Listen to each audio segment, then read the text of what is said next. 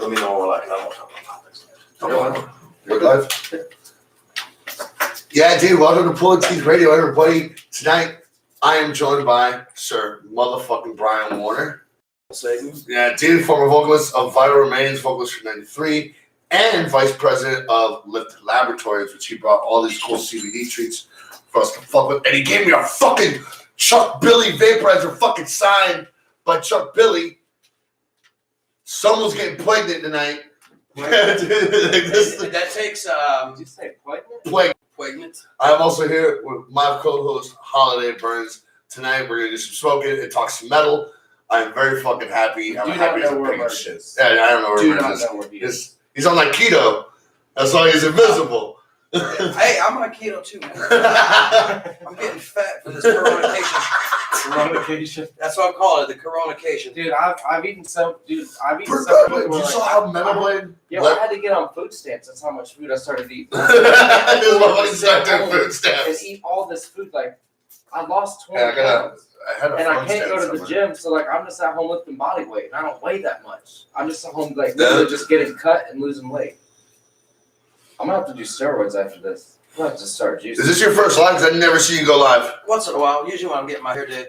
Yeah, dude, I get my hair did. That's fair. No, I get the. He gets corn rolls. He gets corn rolls when he's fighting. Yeah, I would too. I call them battle braids. Battle braids.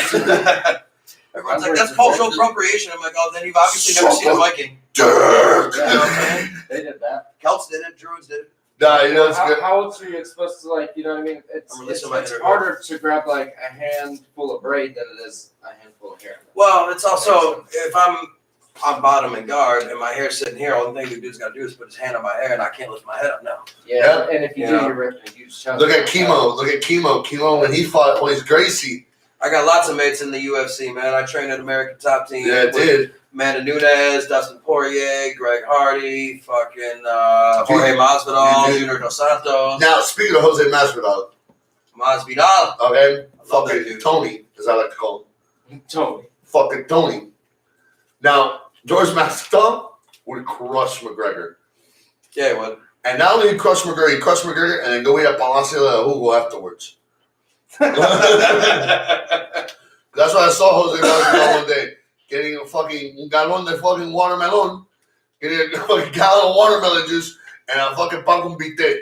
That's how you know George Masvidal's Cuban like a motherfucker. That's my man right there. That's my favorite Cuban fighter next to fucking, oh my God, fucking, I can't believe I'm having a brain fart with one of my favorite UFC fighters. With fucking, he's from Pinar del Rio, big black dude in UFC. Oh, wow. Nah, man, Joel Romero. Joel. Oh, yeah. Joel's a bad motherfucker, bro. Mom's a bad motherfucker. I was waiting. I was like, at some point in time, I like how it's coming out. I like how you can lean your phone up against something if you want. Yeah, thank you. Yeah, just give me fucking Q-tips when I need them. I don't know how If you this knock works. that crystal over and all, that's like it's my Versace Nah. cup. It might You're be- good. it might Yeah, but be then it's just fit. filming the wall. Nah, it's gonna fill all of us. It might fit in the cup. Oh yeah, See, now it's just got me. Boom. You know what I'm talking about? Yeah. Just Now watch it. it's just got me in that wall. It's fun. So, yeah. Oh, you're gonna put it all over there? Camera live. We good. Okay, we'll pull out some Q-tips from there. Oh, I actually have. Oh, you'll get more. There we go. It has us. Wait, who's this fat fuck? This fucking Cuban asshole. That's Cuban. Speaking of Cubans, you're going fucking Cuba soon. Yeah, hopefully. Let me just a little bit more. Push it back a little bit. Yeah, Nervo Chaos, man. Not okay. How many countries have you been to? I believe about 60 at this point. How many do we have? 217 sovereign nations. Yeah, I'm a I'm a fucking- sovereign citizen. I'm a wealth of useless knowledge. You have no idea. I'm a especially sovereign when I'm citizen. I don't need fucking. You can't search my car. I'm sovereign. Still, those people are idiots. Why are you beating me? The best is like that one entitled bitch, and she gets dragged out of the car, and she's screaming rape as Yeah. they're taking her to the ground. Like, this is rape. She's like, no, this is going to jail, This is bitch. going Oh man. get a whole taste of sovereignty from fucking solitary. Pepper spray the shit out. Dude, I did my first bid when I was 16, man. So I got to, you know. Yeah, dude. I'm not saying I like cops, but you know what? If you just shut the fuck up. Yeah. You know what? One of my favorite lawyers online is they're actually representing me for a while. The Pop Brothers at Law. Oh yeah. Mark Watson. Yeah, this is you. Shut the fuck up. Yeah. They got a whole commercial. What's great is when the police ask, "Where are you going?" Sorry, I'm not discussing my day. And they keep asking, "Sir, am I being detained or am I free to go?" And they keep asking questions. I invoke the fifth, sir, and I'm gonna shut the fuck up. You don't even gotta say that. Where are you going? I have the right to remain silent. Listen. Yeah, well, I'm not discussing my day. That's what they tell you. Listen, I would imagine that when you arrest me and you tell me that I have the right to shut the fuck up and I don't have to sit under you without my lawyer around, when I'm being arrested, that's a limitation of my rights. So I would assume that my rights haven't been limited yet. I should have those rights plus more. Correct. You know, so we can get the drug dog out here. Well, you know what? I'm willing. Bring him. Here's the thing: if I'm driving and I got a quarter ounce of weed in my car, and I get pulled over, and the cop says, I want to search your car. I got one of two choices in the next 30 seconds. Either A, I let him search my car, he finds the weed, I get in trouble for the weed. B, I roll the dice. I say, you know what, I don't consent to searches, this one or any. Well, I can get a dog. Fair enough, you do your job, you do what you got to do. And then you get out of the car, you roll up the window, you lock the doors. Because now they need a dog to go in or they need a signed order from a judge because it's secured property. Exactly. At that point, I'm willing to bet this motherfucker about to go on lunch break. And he don't feel like waiting the 45 minutes for that canine to get out there. He wants to go back to fucking do whatever. Fuck you, get the fuck out of here. Yeah. So at least there's my one shot at getting the fuck out of here. Worst case scenario, you're making the motherfucker work for it. Mm-hmm. So then he does have to do all that. And at the end of the day, you're only going to get in trouble for the same fucking charge you would have caught had you fucking let him go in the first place. You're not getting anything additional by making the motherfucker work a little bit harder. No. So you know what? Know your rights. But you have to do it respectfully. You can't be a fucking asshole about it either. That's the thing is, whatever energy you put out, that's exactly what you're gonna get. Exactly. I also tell people though, I'm like, hey, listen, get your medical card. I have my medical card. I got mine too. Yeah, it's like a big fuck you. You know, when you get pulled over, like, so when the card, check this out though. So here's my card. Here's my receipt for the dispo. Dude, smell this. But you know what? I can one up you though because it's CBD company. I go.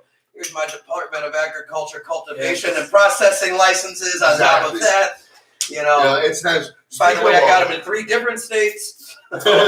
Speaking of all that, how did this all start? Because, dude, how do you go from death metal? I mean, you haven't left death metal. Don't fucking get it twisted, everybody. He hasn't left that. He's probably reconnecting. Let's wait for that to reconnect. What the fuck? Don't worry, this is going on the internet. It's live and it stays on there. But I can say that. How did this start? Like, what was? I've always hustled, man. When I first got to Florida, I came to Florida with like $300 in my pocket in the back of a '96 Mercury Cougar. I didn't know where the fuck I was going. I had just gotten off tour with Cannibal. My first tour with Cannibal Corpse and Malevolent Creation. And I just drove. He's a lawyer. And I just drove. No, he was, right? The lead singer of Malevolent Creation, was he a lawyer? No. Back then it was Kyle. Kyle's a CEO now. At fucking Broward Jail. Wow. That was Kyle Simmons. It was Will to Kill tour. All right, sorry. So, anyways, I just drove until I had like no room left, man. I ran out of land to the east and the south. I didn't have anywhere else to go, so I just stayed here. And I knew Phil's brother from 11 had a fucking bar called the Boar's Nest. So I just went there and I got fucking shit faced. I passed out in the parking lot. Phil found me the next day, and then I just kind of crashed in my car for a couple of weeks, and then I got my first job, and I got my apartment. I moved up from there. I took my first. Saw a bunch of dudes, stockbrokers, making a bunch of money. I'm like, how the fuck are these dudes making all this money? And I didn't learn. I just learned to emulate it. What up? What up? How are you doing? Yeah. I learned to emulate it. I just watched what they did, and I just repeated the performance, of everything they did, what they were saying, what they did. Rufus! Shut up. It's a resident guard dog, everybody. Dude, Rufus rules. Right? He's a good little dog. I'm the guy that goes to the party, makes friends with the dogs, says fuck everybody. And then, don't have to worry about the dog stealing your shit either. Yeah, exactly. Yeah, you in there. So I got my Series 3 and my Series 7 license, and I got them both pulled. As soon as I bought, I was going to work at a fucking phone room with stockbrokers. every day, 8 in the morning to fucking 5 at night, making 200-300 calls a fucking day. And then I'd have to stay after work at 5 o'clock from like 6 to like 9 o'clock at night and do the school part of it too. So I was pulling 15-hour days for like $300 a week. And you don't get paid shit when you're doing all that. David used to make phone calls. Oh, dude, I made it for like 3 weeks. Oh, dude, I have a whole Google list ads. of, dude, I have a whole I list. just scam people on Google Ads. Oh, dude, I'm a fucking animal on the phone. I have a whole, dude, I just emailed it to myself earlier today. It's a list of hardcore closes that work. Like, I don't know. I got to ask my wife about this. You know what, John? It's a great idea. I tell you what, how about I go home, I ask my wife if I'm allowed to sell it to you? You know, I'm going to go home. I got to ask my wife if I can sell this to you first. And then maybe tomorrow we can get our wives on the phone. I'm like, do me a favor, John. Reach under your skirt right now and grab. I'll tell you what. I'll come over to your house tomorrow morning. I'm going to put a copy of the Wall Street Journal on your fucking breakfast table tomorrow morning. I want to see who picks it up, you or your wife. If your fucking wife can tell me what an intrinsic value means without having to use fucking Google, I'll listen to her opinion on financial matters. But in the meantime, I want you to reach up your skirt. I want you to grab those 2 fucking things that are hanging there. Let's make some fucking money. Stop fucking wasting my time. You're on my phone. Time is money. Give me your credit card, Visa, MasterCard, whatever the fuck we're doing here, because now you're starting to piss me off. You know, and all of a sudden you'll get these guys. They just respond to it. It's like, oh no, fuck you. I got money. No, they a little bit. You'll kind of get some of that, but then some of them are just like, well, listen, you don't gotta be like that. No, sometimes, John, I do, because obviously you're a pussy, and that's why you're broke and I'm not. You know, it's all the fuck. But you know what, dude? It's a scam. You know, fucking all those brokers, dude. They're all pieces of shit. They're all fucking criminals. And I didn't like doing it, dude. And I didn't like being a part of it. But I learned the lessons. You know, I learned the business model. I got educated in that aspect. And then we had a private television network called Bar TV. Remember Bar TV? It was just a bunch of 23, 24-year-old fucking potheads that started this public company that made like $10 million. We partied in fucking Los Olas, and then we had our own private bar like 2 blocks away with a $10 million movie studio. Flavor Club, yeah, and fucking Tavern 213. Fuck! Tavern 213. Damn, I opened for Deicide at Flavor, bro. At the factory? No, at Club Flavor right there in the Grove. Oh, no, this was Lauderdale. Oh. Grove, fuck, I remember Morgue. The Morgue. The Morgue. Yeah, that's where I met my ex. Yeah, I think we all met our exes there. I think I did. Your mom. I did meet your mom. Dude, your mom called earlier, but it was for me. You know, when some kid talks shit on me, I'm always like, how about you come out of your bitch and go to your mom's bedroom and tell me that to my face? Shut your mouth when you talk to me. Dude, my roommate Masha, she's from Russia. Oh, shit. Good job. She's from Russia. And her English is good, but I do kind of fuck with you know, she asked me one night if I knew Hulk Hogan, and I was like, yeah, we went to different high schools together. I tell people different middle schools. So reconnecting if you want to try to fix it. Yeah, it's good. Okay. I'm like, yeah, I've known them forever. We went to different middle schools together. Nobody ever catches it. They're just like, what? Yeah. So, as somebody who's played music as much as you have, you get to take this fucking picture at concerts. Some of your shows I've seen you take these pictures. I took a picture like this one time. But here's this picture. It's him in the band with their back to the crowd, and the crowd is lit. Yeah. And they take that cool ass band photo. Now his crowds are great. I took one of those photos and we used it as a meme on MySpace back in the day. It's like what playing in a band is really like, and it says performing for the other bands and their girlfriends. And I made it to me that says nothing like a live practice. You know? Oh, dude, listen, man. Even in Vital, bro, we still had plenty of those shows. You know, it'll be like that festival run that we did. Yeah, we're playing 50,000 people in Germany on that Friday night and that Saturday night in the festival in France. We still had that Tuesday night in Belgium on a bar stage about this tall on the same tour. You know, and I got there and I swear that bar was about the size of this room, but it was only about like this wide. And as soon as we walked in, we couldn't even all fit on the stage. There was no room for me on the stage. And so I said, so I said, fuck it, I got a wireless. I just stood on the bar. But you know what, dude?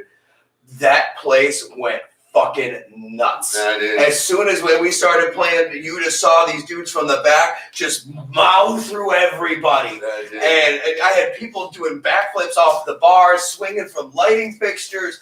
Like, it turned out to be like one of the most fun fucking shows we had ever we played on the tour, man. Because a lot of those big shows, man, they're faceless. And people always ask, like, what's it like playing? The big ones, it's kind of like a DVD. You're like, it's the small shows when you can hear what they're saying about you. You know, they're like, fuck this guy. You know what I mean? Like you can hear the criticisms, and then it's a little bit more. Got a few faces, then like a million. Yeah, you know what I mean. Yeah, exactly. You know, but there's plenty of, you know, even at that level, there's some of the live practices like the come on, let's just go get it done. But you don't want to be a dick that way either, because even though there's only 20 people in that crowd they're still there out of Scranton, Pennsylvania on a Wednesday night. They still bought tickets, man. They're still just making fans. Put on a show. I always believed in that. Putting on a show, no matter what. Every show I ever play is like, okay, I'm gonna put on this fucking face paint, and we're gonna get out there. And we're gonna get out there. I gotta make sure this blood fucking packet's full. You know, like, because I wanted to put on a show, and like even now when I just do my fucking weed parties, I want to put on a show, man. I want people to laugh. I want people to have fun. There's been, I don't know what the fuck's going on with that thing, man. Okay, now you're live. There we go. Fucking shit dick. Dude, I remember one time we played a show in Buffalo. Albany. And all the local bands that opened for us all split and left. And at the end of the night, when we went on stage, there was literally 3 kids in the crowd. And it was the one dude's birthday. And he was a huge de-Christianized fan. I still had him jumping off stage and had his 2 buddies catching him. There were 3 people in the crowd. I still had him stage diving. You know, I still had him fucking jumping off the balcony, and me and his 2 buddies were in the crowd catching him and shit. You know, I mean, and that kid had a great fucking birthday. Yeah, dude. You know? I mean, that's what it's about when like you're playing music. Oh yeah, this is the raw 3-pound fucking crystal ashtray. That's the cranium crusher. Yeah, that thing's fucking sick, dude. I had a Versace one. I got him for Christmas the fucking Versace cup set, and I had the ashtray, and Grim knocked it off the table. And you know how crystal acts when it breaks. I'm just like, fuck! I was so pissed. The other cup because it was broken? No, I don't know what you do with the other cup. And then I think your mom's got it. I'm gonna have to edit this podcast later and put a timer on it. We're sending to see your mom. Just a ding. Kind of like one did that episode with the shit and it's got the counter up in the corner. That's South Park episode. We're just saying, shit. It was like 300 times, right? Something because they got fined from the FCC for every time they said it. So they said, okay, well, watch. How much can we afford? Yeah, pretty much. Oh, sorry, Bubba. Fucking, I mean, I'm gonna take a jab. Yeah, no, I'll do that. Let me take a jab. We're gonna take a jab at some fucking. What was this one? Nice Huckleberry. The Huckleberry. My boy Mott's got the sauce. Mott's is out in California. Mott's paid for me to go to California just to hang out with him. Nice. He was like, dude, you want to come hang out for the weekend? I was like, fuck yeah. I'm like, you're going to regret this. But when I got to California, I've been there a few times. I love, how can I put this? When I go to countries, I go to the shitty parts of the country because those are the real people. Well, that's usually where we're playing. Like, yeah. So I like more of the hood and things like that. So when I was in California. Sounds about right. Every death metal tour doesn't play in Bel Air. Yeah. There's this fucking Cholo. I've never met a Cholo before. What, in LA? Yeah. So he goes, hey, Holmes, you're Metal Damien. I'm like, yeah. And he goes, oh, you're from Miami, right? I'm like, yeah. Goes, fuck you. He goes, you're Cuban, right? I'm like, yeah. And he goes, you fuck with powder? I'm like, that's racist. Yeah. Like, I had so much fun in California that trip. And like this guy, Mott's is cool, but he paid for me to go out there to hang out with him. And at this party, I'm just like, I'll be right back. That's funny. Sorry, dude. Like, but yeah, California is cool. I mean, I just don't like. Yeah, I'm from Florida. I'm from Miami. So like when you go to these places and you see like these young people. I mean, I like some of the people in California. I'm not a fan of the state. It's got its moments, it's got its parts, but it's just so fucking expensive. Well, I'm talking about like the healthy people of it though, because I was smoking a cigarette on the sidewalk, and some guy on the other fucking sidewalk, 4 lanes of traffic away, smoking cigarettes is bad for you. I'm from Dade. I'm like, so talking to strangers, pussy boy. I know, dude. It's like that. case in point, like every time I'm in LA, there's somebody that's got to say something, got to do something. There's just got to step. It's like, dude, like here's the line. And 90% of the people that fucking live there, they just live there so they can say I live in LA. Like there's people that literally do When you're anything. paying $3,000-$4,000 for a 1-bedroom apartment, it's fucking ridiculous. Dude, that's like how New York is. My buddy had an apartment in New York in Manhattan. It literally was a fucking closet. Like you open the door and pretty much just jump right out of his bed. Exactly, man. I was paying $1,500 for a closet on Miami Beach. That just sucked. Man, I pay $2,000. I got a 5-bedroom house. Yeah, but you live. Well, I'm not gonna say where you live, but yeah, like. You just said where he lives in a house. That's Yeah, Fort Lauderdale. Yeah. I mean, But- I don't give a fuck. Like when I lived on the beach, growing up in Miami, when I hide from nobody. when I moved to the You come to beach, my house, that's your bed. that's your mistake. Dude, I got Rottweilers, man, but shit, that's just the perimeter alarm. It's the perimeter. It's grim is. Dude, I sleep with my door fucking unlocked and open. You can please. My bedroom door is wide. The fuck No, open. I'm at my front door. I haven't locked my front door in 6 years. Shit, you just looking for it. And nah. I mean, they might be looking for it. They're not looking for Well, it. all right. Let me explain for functional people. My neighborhood, geographically speaking, my whole neighborhood is 1 block. Yeah. There's no roads. I have water on 3 sides, so there's no streets in and out. If you're down at the end of the block where you're supposed to be down there, nobody just coasted through. Yeah. Number 2, 2 doors down from me, I have a Miami Gardens cop who has his car in the driveway. Number 3, I have the chief of police from the local district directly across the street. Wow. I have a state trooper behind me. I look the way that I do. My roommate fights in the UFC. I got 2 giant fucking German Rottweilers. Huge. I mean, everybody in the neighborhood knows my fucking dog. And then if you get past all that, you still got me to deal with. And I'm home all the time. Yeah, my house got robbed one time. It was by the dude who I let stay in my house while I was on tour in Europe. I came home. That was the only time that my house got robbed. Dude, he came here for his birthday. There's some fucking jerk off buddy. He had watched his house, and the motherfucker calls him. We've been partying all night, doing the damn thing, and he gets a phone call, dude. Like 5 black dudes just busted into your house. We already knew off rip that was a lie. It's like nobody knows where I live. Like literally, like the house that I lived in was like a house connected to the house that like you couldn't even tell. It looked like one. He's hundreds of miles away. He lived in Tampa at the time. Oh, dude, I'm sorry. Yeah, I lived in Pasco County for a while. I lived in Clearwater at this time. Oh boy. Yeah. Oh yeah. I know. Like the neighborhood. I know well. The neighborhood that I lived in. By Greenbacks. I know. I lived right off of Gulf Bay. Oh yeah. Right on 60. Right behind the Speedway. Oh, I know it. And Skyview or whatever that little area is called. Yeah. Literally, I had cameras set up in my whole house. There were so many Scientologists that just walked around my neighborhood all day, all night, just like Bill Maher had it best with those people. Dude, I go to his house. I drove from California to Miami, so I stopped in Clearwater to hang out with him. At the time, I liked to party. No shit. So I'm like, no shit. So I'm like, take me. Just say, a couple whacks, bro. Well, we go to his friend of his houses. A couple of whacks. I go on the porch to smoke a cigarette. And I go, bro, we're in the hood. He goes, dude, no, we're not. Right when he says that, dude rides by on a bike with 2 different size tires holding a TV. I just pointed. I'm just like, motherfucker, that's hood. You know about Ybor, obviously. Oh, dude. Yeah. So I spent time in Orient Road. So Jesus. I spent time at Falkenberg. So the temple. I like I said, I'm very intimately familiar with the area, to say the least.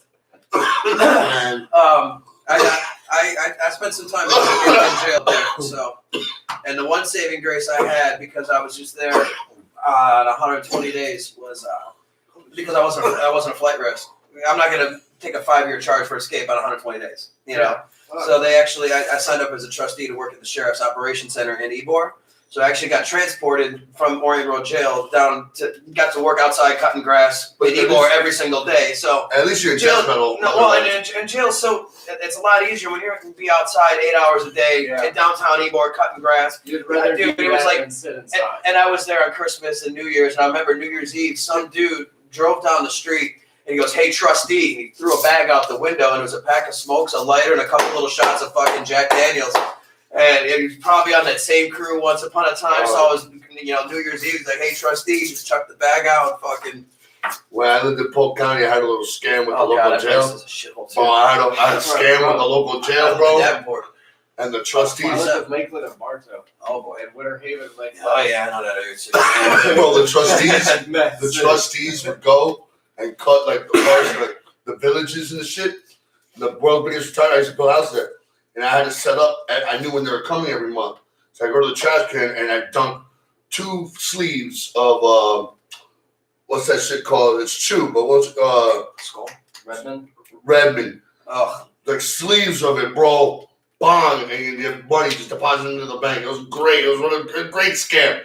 Fucking loved it. I lived there, man, I hated, I was with a girl who wanted to live in the country. We moved to the fucking country. Brooksville or something like that. Yeah, like Oxford. Yeah. And she was like, "Oh, this is trash." I said, "Yeah." And guess who's out of money? most of the country is full of trash, especially in Central Florida. Bro, you're all college shit. You've never been to Central Arkansas. I've been to Arkansas before. Or the middle of nowhere, fucking New Mexico. I've been to New Mexico. Dude, there was one time we were just talking about this the other day. There was the first tour Infernion did after we got signed from down here. Infernion. And I tried to try out for the guitars for that band. I remember that. Fucking shit, my life sucks. Just so nervous in a room full of dudes older than me going, yeah, I got this. He wasn't very good. I was terrified. Fuck you guys. Terrified. I mean, a room full of like black metal idols to me at the time. I'm like, I did that for 3 tryouts. Yeah. 3 different bands. I fucked up being in 3 different bands. I went on to go do good shit. I fucked up because I got nervous. You were young. And then I found marijuana. And I haven't fucked out a tryout since. It's because you haven't had it. I haven't. I was trying to find a way to insert your mom joke in there. Dang. That still goes. Yeah, I tried to get a blowjob, but I only had $1 and she didn't have change. Damn. So I'm very impressed by these. I'm gonna tell you what. Oh, it's indica. I am because look, CBD flower. Now, one thing that I do well is I make hash. I've been making hash for years. I get contracted to go wash other people's product. Now, someone tried to make a CBD hash not that long ago, and I got it at the trade show, the big trade show. I hated how the big trade show last year, turned into all CBD. It used to be companies like this there showing up their products. I went there and saw 5 different booths with fucking CBD suppositories. Okay, 5 different forms of CBD you can shove up your ass. Yeah. You're not joking, actually. That was a thing. It's a thing. I remember. Now, CBD flower. And medically speaking, it does kind of make sense because unlike sublingually, it does go directly into the bloodstream. Hey, we've all known a girl that's broken out through the digestive system. That's why you hear people overdosing on alcohol when they take fucking beer bombs and Jack Daniels up their asshole and die from alcohol poisoning. Yeah, and like fucking. But what I was gonna say was that CBD flower has come a long way. When they were selling CBD flower 2 years ago, it's coming with molds in the pack. It looks like shit. I've seen CBD flower now. It looks great. Your material looks great. And like I'm very surprised at that. And when you like these pre-rolls, first of all, he uses raw. Yeah. Just so everybody knows on his pre-rolls. These are all raw. Now these are different. Yeah, he does. Okay, wait. Because the CBD pre-rolls is what I wanted to talk about because there's a company that do this, and then what they do is they dick you. They dick you, and they use lowers, and they use really shitty parts of it. They use stuff that they didn't keep right. Because let me tell you something. I have been to big trade shows where I see guys selling pounds of CBD. And I go, bro, that nug has powdery mildew. Yeah. And they'll just reach in the pack and pull out that one nug. One nug in a bag has mold. The whole bag has mold, period. Yeah. You can't smoke mold. And you can't. That's not medicine. And then if it's moldy and then you extract it, you're extracting the mold from it. Yeah. But 100%. the flour that's used, it's It's not bad. It's in that form, and all these are filled by machine. Yeah, that's an industry standard. Don't bitch about it. It's a common thing. When you got to produce 100,000 of them in a day to fill. Exactly. You're not gonna have a bunch of fucking abuelas there. Yeah, exactly. You know, fucking fill up cones, jerk offs, but. And they would all still be different, also. Now, a lot of companies will sell their products. Do you think these are filled by hand? Fuck no. You know, but these things. You know, when they're mass produced, you have faults. I haven't opened up one of these again. I had droopy joint syndrome. I haven't. They're all raw papers and they're all real raws because I'm one of the few people that knows how to authenticate raws.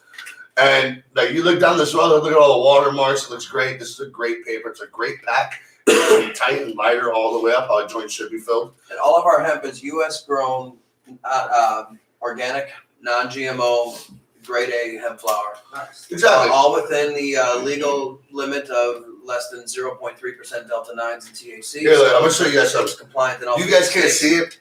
That's green flour in there. You know how many people sell hemp CBD and they're like post-extracted biomass. You look at it and you're like, dude, have you fucking blasted this already? Yeah, either that. This looks like it's been a colander already. It's been blasted with solvents like a motherfucker. We even have pre-roll joints. I ran out of them. That is 20% CBG flour as well. It's a white whale strain at 20% CBG. Yeah, because a lot of those flowers, whenever you open it, it's like it looks like almost like if you were to take pine needles. Exactly. And I'm like, this doesn't even look like flour. Like this looks like pine needles or some kind of other herb. What the fuck is that? That's awesome. I remember my first time. Stormy Daniels. Yeah, we got Stormy Daniels. We got the Jupiter. We got the Charlotte's Web out here. I also have some Mountain Mango at the house. Stormy Daniels. My dick's hard as fuck, son. We even make the CBD concentrates, which are fucking delicious. These are live resin diamonds. I get to look at these guys. Yeah. A lot of CBD companies. Some Girl Scout cookies. Now, the reason why, look at that, people. That's nice. You can't see that, but that's a sugar diamond. Now, I'm gonna tell you something. The man who invented live resin is a man named Giddy Up. It's tattooed right here on my finger. So, from the beginning, I've been involved with live resin. I know about it. I know, your percentage ranges on gases. Most people are blasting 70% butane and 30% propane. I know how people are making distillates, and you're going through roto vapes and shit like that. So when someone tells me live resin, I go, okay. And I look at stuff like that, I go, wow. Like someone worked hard on that. Like, did you try it? Yeah, it did. It tastes good. It doesn't. Is there more keychains? Fuck. Yeah. Yeah, they're in the cup. I got them. Well, my fat ass ain't getting around you. I'll grab them. Oh, gotcha. But yeah, these are good joints, and like, where can people pick these up at? Like, there's a website. There's www.liftedmade.com. Okay. We'll put that in the obviously, we had just launched the product right before quarantine. So we were just getting them moved into distros and shops. It's a great fucking time. Where the fuck are you guys at right now? Home, right? What are you doing? No, I mean as far as getting into shops, like we were just ready to launch the product, and then all the distros and all the stores closed down. So we're gonna be doing a relaunch of the product, but they can buy it right direct from our website right away. Let me know if that needs some promotion. I got you on the gram. For real. But I mean, dude, I'm very surprised by this because I've smoked a lot of CBD stuff over the while, and I've kind of given up on it. And then I've seen the companies come up with a better flower, like a friend of the show's Custom Girl 420 on Instagram. Something Mountains gives him his CBD hemp. Okay.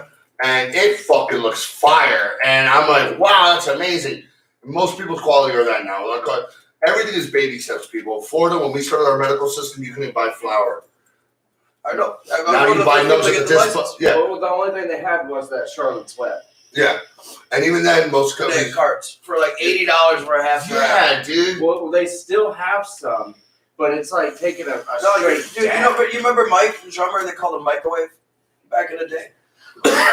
He's the manager at fucking Vitacan here in Deerfield. Really?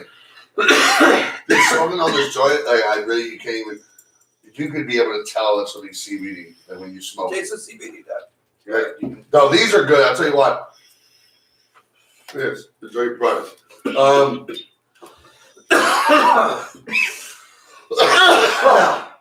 CBD extraction. Unfortunately, terpene levels on CBD flowers aren't the highest. most of the plant's energy is going 1% terps. Which is actually really high, but I'll tell you why this is high. Yes, they're using separated terps, but it is from flower extraction. Their terps come from flower.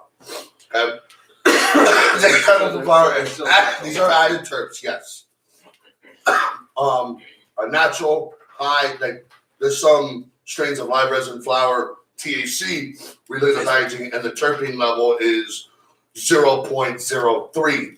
And you're still like, well, that's flavorful. Imagine 1%.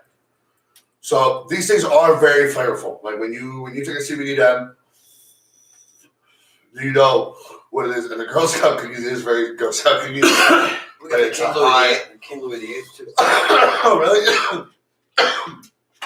But the terpene, there's different names for terpenes. Like for lavender smells, it's lilanol. Lemon is lemonade. Things like that. But lilanol is one of my favorite terpenes because I can taste the best out of all of them. And that's heavy. Well, you know what we're doing next is we're doing CBD cartridges that are going to be flavored with different fruit flavors. So it's going to be like a passion fruit, mango, Durban poison. Yeah, I tell people that's really appropriate for CBD. A blueberry pomegranate grape vape. And really kind of taking the flavor game on the carts to the next level. Yeah, I mean, we started off as a vape company. You know, we had a really popular juice line called Vape Heads, and it kind of emulated the old school sour candy warheads. And then we became like public enemy #1 in the vape space because it was, oh, you're marketing to children. I'm like, excuse me, well, then why do you have people under 18 in your store to begin with? Fuck out of here. No, I'm marketing to the now millennial adult. Yeah. You know, in 2016, I'm marketing to someone that should be in the store. I remember Warheads. I love that flavor. You know, I'm marketing to somebody who's already in the store. And then next thing you know, the fucking director of the FDA, Scott Gottlieb himself, put out a tweet one day with our picture of our brand and everything and said, these guys are the enemy, blah, blah, blah. And we were frightened. Yeah, it was us and like 8 other companies that he just blasted. And then we just fired back. We're like, okay, well, listen, you know, fair enough. If you want to say that it was marketing to kids, then why is your enforcement selective? Why are you coming after me? But yet Naked's allowed to put something in a pink soda can. Yeah. Then you tell me that doesn't market to a child in a fucking pink soda can? Yeah. But what? They make $150 million a year. That's why they're not being targeted. You say nothing to Bazooka Sour Straws or Candy King or, you know, Milkman or a million other companies that are doing the exact same thing that we're doing. So at best, your enforcement is selective. Yeah. And so we ended up fighting and we won it, but it was a lot of headache. And then the FDA just kind of stepped in and said, all right, from August 6, 2016 and forward, no new products without coming through compliance. It effectively just suffocated the entire vape industry. And everybody had to make a pivot at that point. When I was at Vapor Shark, working for Brandon Liddell at the corporate offices in Coral Gables, we were one of the first companies to develop a CBD line. It was with, it was called Juju Royale with Bob Marley's brother. Yeah, I sure do remember that. We were the first ones to really kind of get into that, and Kratom at the time, but then Kratom just had a lot of legal risk involved. it wasn't worth it. So me and Nick decided in 2016 and 17 to switch everything over from vape to, you know, CBD, and we got ourselves vertically integrated. You know, from seed to sale, we own the farm, we own finished goods manufacturing. Because I mean, you see a lot of people out there that have their own CBD line now. Everybody's got one. Yeah, but they're buying it. But there's only a few companies in the space that actually do the manufacturing to create these products. Yeah, we are one of those companies. That's cool. I have an ISO 9000 rated laboratory. You know, all of our manufacturing is done in house. Pre-roll rise, is that in-house too? The pre-rolls? Pre-rolls in-house. Everything is in-house. I got to connect you with the roll. They have their own cone loader now. They made a machine designed just for their cones finally. Yeah.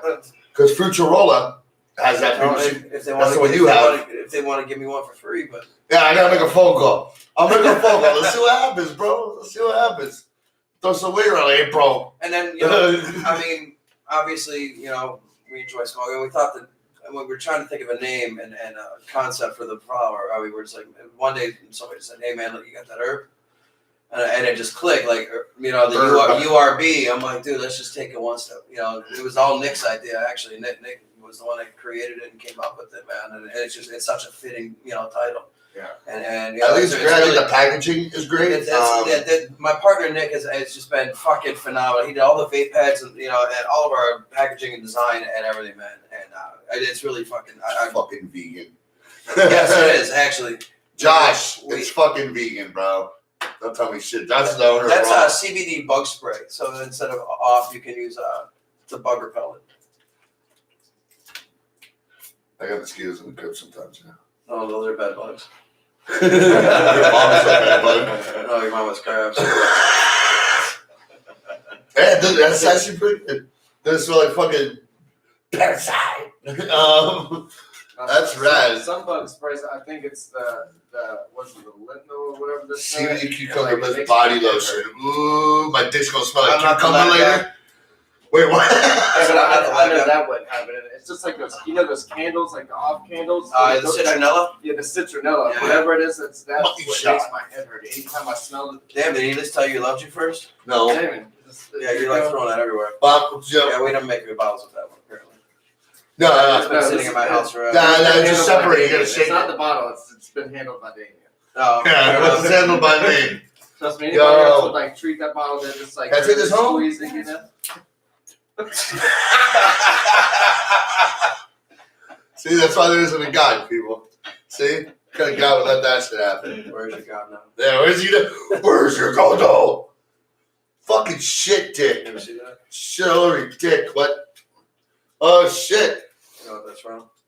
When I first joined Vital, I got a phone call, and I didn't get a single practice with the band. I got a phone call, and I had to fly to Vancouver, and I had to fill in that night and do their singer couldn't get to Canada. So I landed in Vancouver 3 hours, like 4 hours later, I was on stage. No practice, no warm up, no nothing.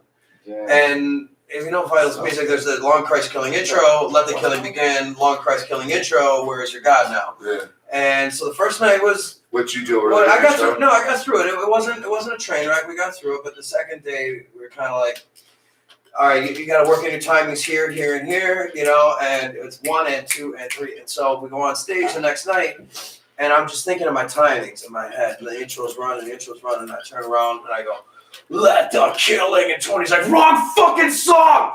God now. And I completely just fucking, a monumental fucking failure. And there's no hiding it. I'm on stage, and it starts off with just vocals. Like, it was just such a train wreck. And afterwards, he's like, dude, what the fuck? I'm like, he's like, everything else, you were supposed to work on, you did, but we got to write the lyrics on your hand or something. And there was a tattoo shop open at like midnight that night. And I went next door, I got him to write, where's your God now? Like a 4-year-old drew it. So I got this like, like this completely epic failure. That's awesome, actually. Hey man, that's a good way to do it. Let me tell you, there's a band that I really liked, and I eventually got to join them called Southpan. And I was fucking, man, I got so cool with these guys, and they come and do shows, and I get on stage with them and do one of their songs or whatever. And then one time, I go on stage with them. I put on corpse paint that night just for them because I wasn't playing. So I put on all this fucking corpse paint, and I'm a Cuban, so therefore everything's the hard way. So there is no base coat. It's just, so by the time I'm up there, I'm a sweaty mess. It's peeling off. I do the song. I get down on stage. I'm standing in the crowd. He goes to the next song. And I'm just standing there. There's the God. And, did you spill all the weed? No, I did not. Yeah, I did. Yeah, you did. Fuck.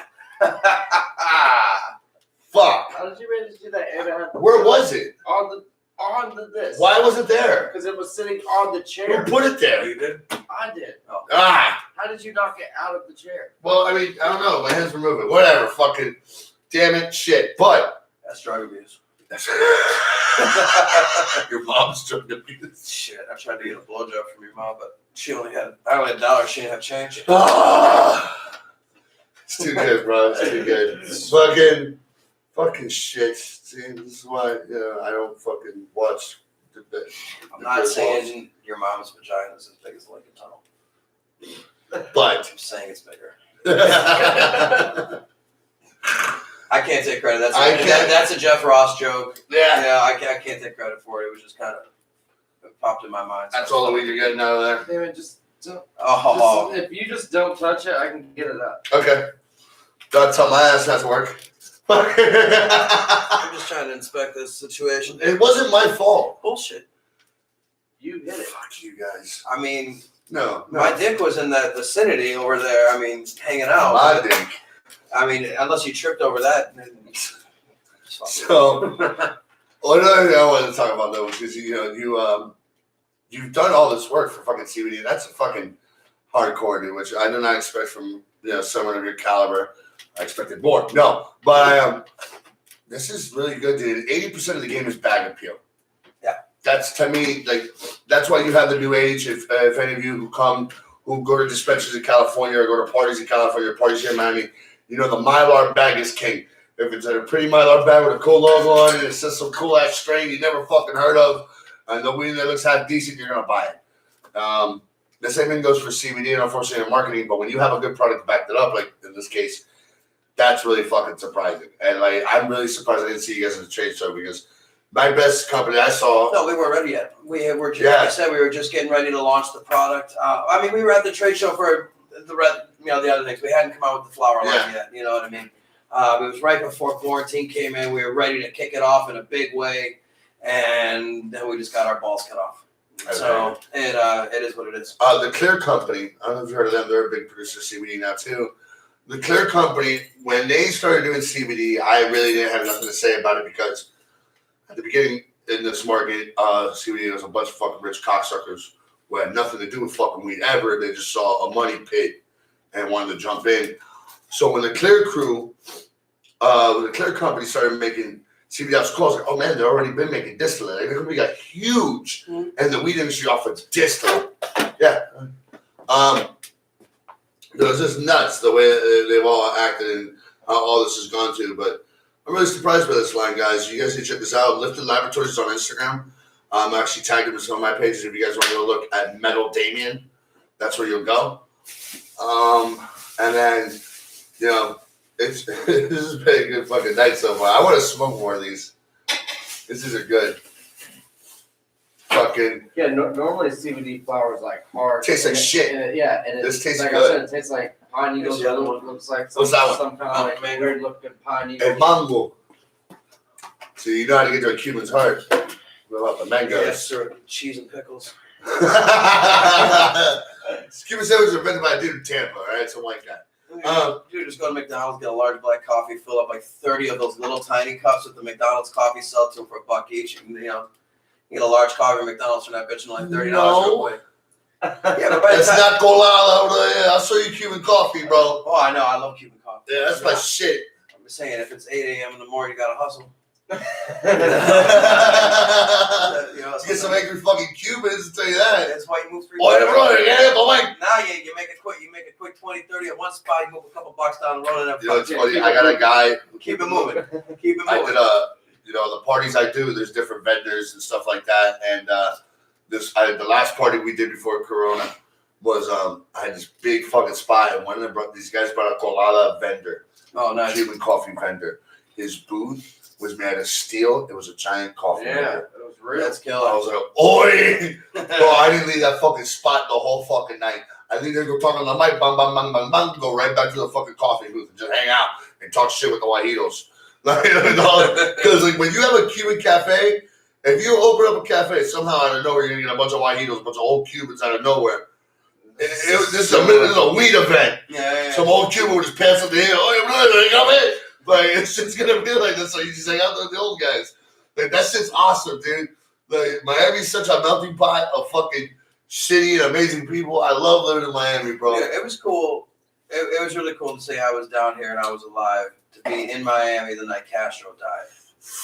This place was on fire.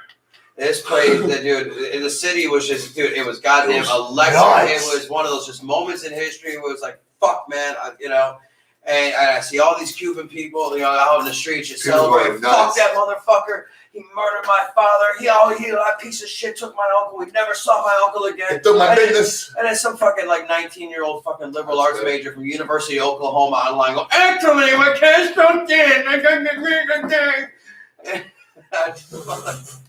I just want to like grab people by the throat. Dude, yeah, that's just crazy. Miami, I have. What I like is I've gotten to travel a lot in the world, and I know what poverty is, and I know real poverty, not real American, poverty, not American poverty, real not American poverty, real poverty. You know, one of the biggest reasons why I hate religion is because of there's a great metaphor in Cali, Colombia. They have a knockoff of the fucking Jesus statue from Brazil and Colombia. It's a really shitty knockoff. What's that? Yo quiero fumas parreta. No, it's a Cristo Rey. It's a fucking big Jesus statue on a mountain, but it's like a quarter the size. Really shitty catering. It's really bad. Que chimba for all the fucking Colombians. Yeah. So we get up there. It's a great metaphor. To the front of Jesus is Cali, prosperous and beautiful. And behind him is the poor. And I'm like, that's fucking beautiful to see that shit. Because you see how people act in this day and age that we live in. But I've seen real poverty. So when I come home, I get mad at friends. Like, yo, what are you mad about? Starbucks fucked up your coffee. You couldn't get khakis at the Banana Republic. What are you mad about? You know, because we live in the land of opportunity. I love it here, bro. You can do anything in Florida and in the world and in the United States as long as you get up and put in your fucking pants. See, Florida gets a bad rap. See, what people don't understand about Florida is we're not red, we're not blue. We're pretty fucking purple down here. Yeah. Yeah, that's about it. Like, we like gun rights for gay married couple. Imagine. I want gay people to be able to grow their weed and protect their weed with their guns. Yeah, exactly. That's what I want. and they can keep their own money. Yeah. Yeah, end of the day, man. Like, fuck it. Like, dude, let everybody do whatever the fuck you want. Just don't That's hurt what free living is about, but just don't hurt me. We follow the golden rule. Do unto others. I don't steal from my neighbor. I don't fuck his wife. I don't expect him to do the same shit to me. You do unto others. You smite me here, I'll bash you here. Period. I've never thrown the first punch. Ever. I've thrown the last. That's fair. You know what's funny? I recently got to meet Your mom? Shannon Briggs. Yeah, another fucking bitch. I got to meet Shannon Briggs, Shannon the Cannon Briggs, and never heard of it. Shannon Briggs I just seriously don't know what it is. he beat up George Foreman. Oh, no, okay. Shannon Briggs is a badass. Oh, no, the boxer. Yeah. I thought you were talking about WWF guy or something. No, No, the boxer. yes. And when I met Shannon Briggs, it was at fucking one of my weed events. Like, one of my friends go, he goes, "Oh, Shannon Briggs is on that." I said, "No way." Well, I'm like, "Let's go, champ." That's what got Shannon Briggs all famous. He followed the dude around for like a week, shouting, "Let's go, champ!" Nice. Feels like eating breakfast. Yeah, he was eating. He walked into the restaurant. The guy's eating breakfast. So he's eating his breakfast. Man, we gotta get fucking Greg Hardy out here one of these days. I want George, bro. He would never go out. Let me tell you, George Masvidal came to the fucking UFC fight conference dressed as Tony Montana. Yeah. Okay. Yeah. White suit, red shirt, fucking loafer, down to the T, bro. And I'm like, bro, he's just dressing like Tony. I was looking on the internet for a picture of Tony, and I have a picture of it. Like, when I'm watching the press conference, I'm like, no fucking way he did Dude, did you this. see the American Top Team in the gym? Like, you have more UFC champions than your gym out there. So there's pictures and photos of everybody that line the entire gym. When you walk in, from mid wall to the entire ceiling, only one person has a full painted mural on the wall, and it's George kneeing Ben Askren in the face in that fastest knockout in UFC history. It's like 4 seconds. Let me tell you, he knocked that dude out, and George Masvidal, you know he was ready for money because he knocks him out. The guy hits the ground. George Masvidal lays next to the guy while he's out. The guy's out. George Masvidal leans into him while the guy's on the floor snoring. He goes, "Talk that shit now, Papa." You see him, Papa. I'm like, that's a Cuban right there. Like, yeah, they call it like 5 seconds, but in reality, I think it was like 2. It took the ref 2 seconds to get over there to fucking call it. You know what I mean? Yeah. And I remember him even saying, like, beforehand, like, I know what this dude's going to do. I've studied him. He's going to lean down. He right out the gate, he's going to come in, head down. He's going to go for the double leg. I'm going to bring the knee up. It's going to be over. Sure enough. Yeah. He just ran. So, yeah, the ATT, you got the whole wall of all the champions, and then you just got this mural of Jorge fucking. I don't like how the Nate Diaz fight went down with George Masvidal. I think they called that fight too early, unfortunately, because of a cut, which was bullshit. Because Nate Diaz, you can blow wind down him and he fucking starts bleeding. Like, Diaz is a bad motherfucker. Nate Diaz is so scarred up, you can flick him in the forehead, you're going to draw blood. Nate Diaz has his own hemp flower line. Yeah, he does. Yes, he does. That company actually hit me up not long ago. Yeah, I never heard anything back from him. Smoking at the weigh-in. Yeah, I was like, I don't think that's weed. It's probably CBD. Yeah. I think that shit was smart, though.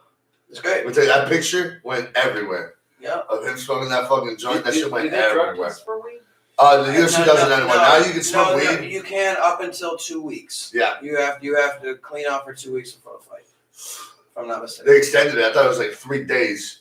It might be, but I think pride. They don't most fighters just in general are it's just good for your body, anyways. I mean. I'm not you, gonna talk about anybody else's. You look at I have first-hand information about it. When I watch Pride fighting, I'm like, these motherfuckers don't test for shit. you look at like not Fedor Emelianenko, his brother Alex. Oh yeah. You look at Alex, you're like, that guy's on something, dude. The guy that went to prison. Yeah. And Alex is a thug. Fedor is like the good brother. He comes out, no facial expression, just wrecks people. He works for the Russian government. They don't fuck with him. But his brother's been to prison. There's a bunch of prison tattoos, and he looks coked up like a motherfucker. I'm like, Pride don't test for shit. I'm like, Pride don't give a fuck. They had UFC really didn't back a lot back then either. Oh yeah, well back in the day when you had fucking Chemo in there, Tank Abbott, Ken Shamrock, Frank Shamrock, Randleman. Oh my god, fucking Dan Severn. Don Fry. I just posted a video of Don Fry on my page. Don Fry is a bad motherfucker. From the fight where he Mark Coleman.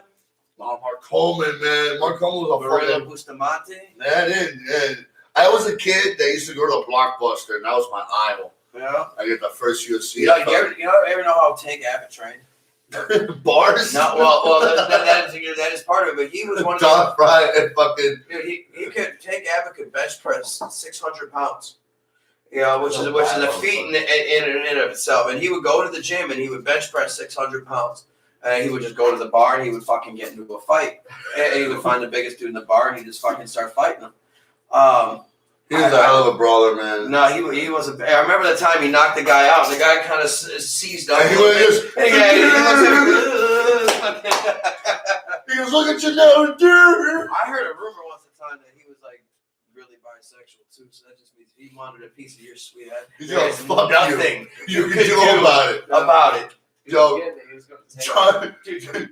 Joe Rogan has the greatest joke about him standing next to Brock Lesnar. He goes, when you stand next to Brock Lesnar, there's at least 15% of you going, please don't fuck me.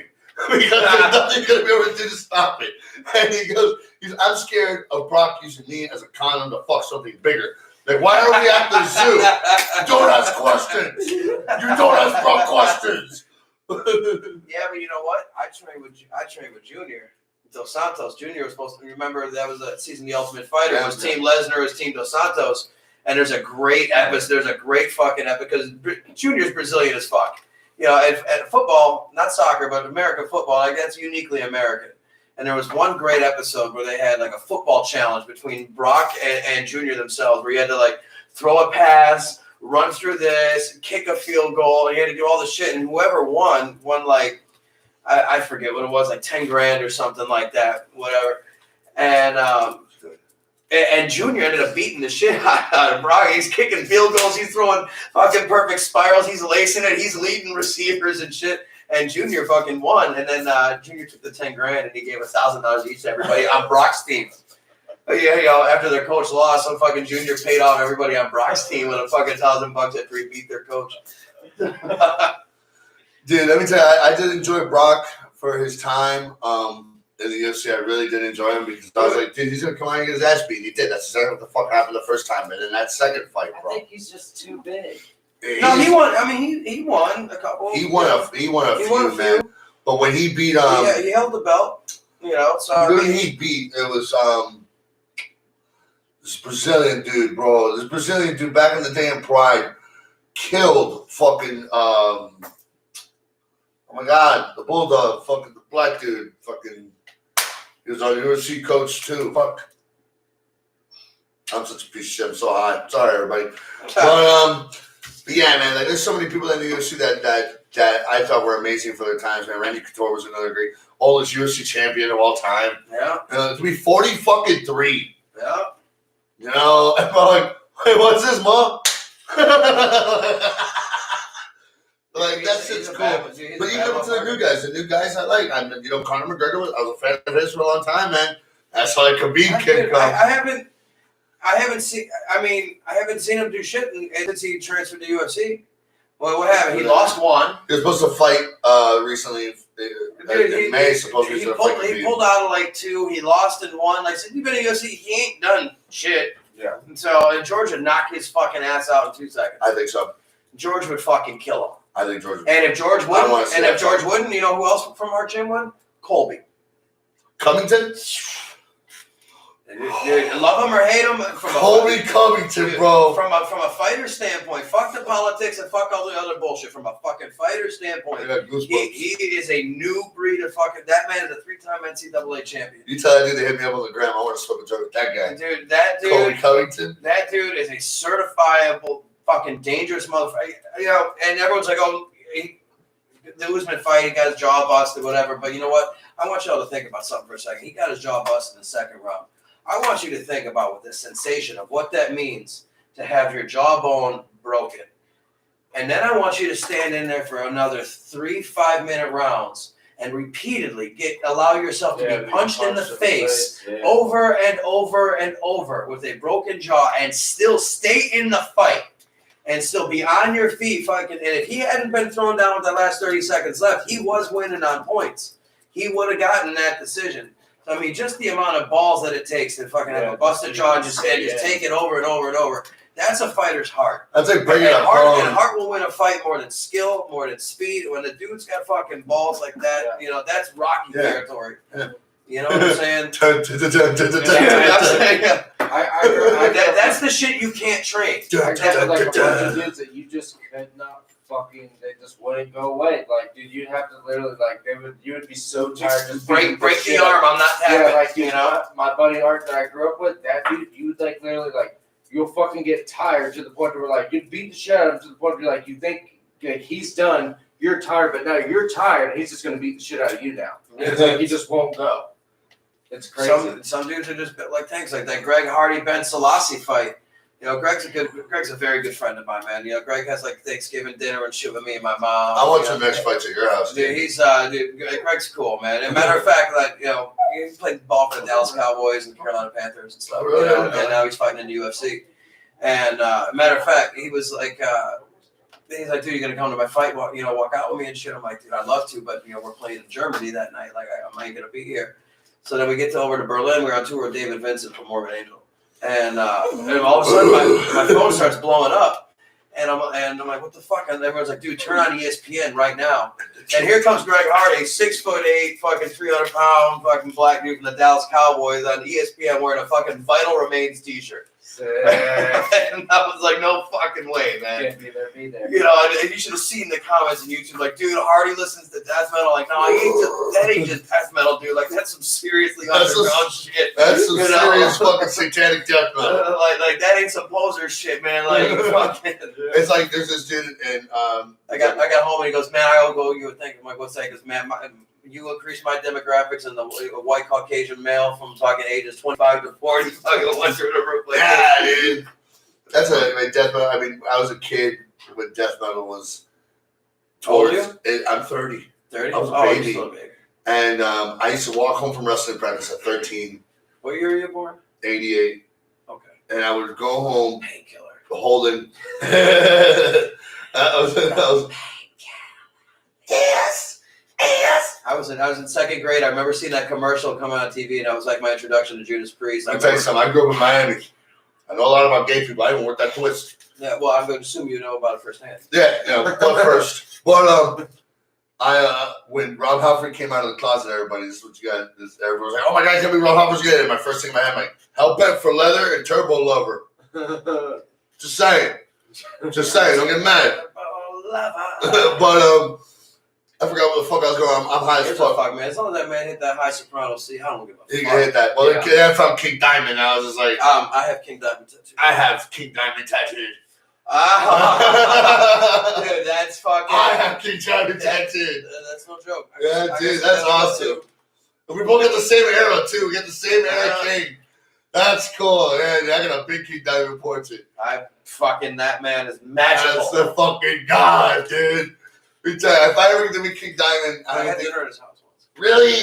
In Hungary? No. I mean, where are you from? In Dallas. You live in Dallas now? I lived in Dallas in 1994. Well, I didn't know that. Dimebag played at that point. I think Dimebag played on a guest solo on Voodoo. Go listen to that Voodoo album. Dimebag got a solo on it. But It was a song after the one that your mom does one on. Which I remember I was in Colombia and I was in this bar, this rock and roll bar in Bogota, and when in Rome, I'm doing drugs. So I walk in. You do it if a day ends Colombia in a Y. or when at home. When at home or when in Rome. When in Rome. When at home or when in Rome. When at home too, yeah. But I'm going to the bathroom because I'm trying to score blow in Colombia. It was like my first night in Colombia, and I couldn't find blow all day. I got all fucking mad. I was dating some girl that was a goody two shoes, and she wouldn't let me fucking go nowhere. I finally get to this rock bar, and I go to the bathroom, and fucking King Diamond's playing. I'm like, yeah, I'm wandering in there, I'm enjoying myself to fucking, I think it was like the Family Ghost. And the Family Ghost. And I walk into the bathroom, and the guy's like, no, I'm like, yeah, oye, brother.